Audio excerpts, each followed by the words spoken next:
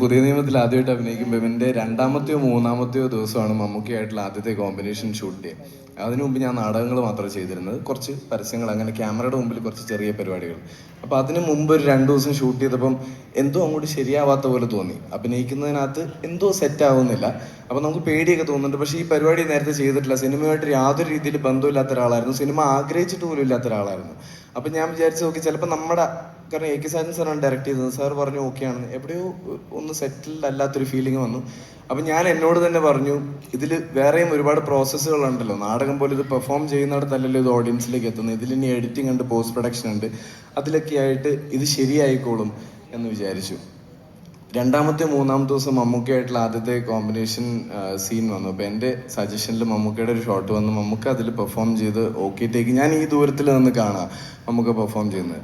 അപ്പോൾ അത് കണ്ടപ്പോൾ എനിക്ക് തോന്നി, ഓക്കെ, ഞാൻ എന്നോട് പറഞ്ഞതൊക്കെ തെറ്റാ, ഈ ചെയ്യുന്ന സാധനം ചെയ്യുന്ന സമയത്ത് തന്നെ ഭയങ്കര കറക്റ്റായിട്ട് ഫീൽ ചെയ്യണം. കാരണം മമ്മൂക്ക അന്ന് പെർഫോം ചെയ്തപ്പോൾ അതിനകത്ത് ആ കഥയിൽ അതുവരെ സംഭവിച്ച കാര്യങ്ങളും ആ കഥാപാത്രവും അതിൻ്റെ ഓരോ മൊമെന്റിൽ അലൈവായിട്ടുണ്ടായിരുന്നു.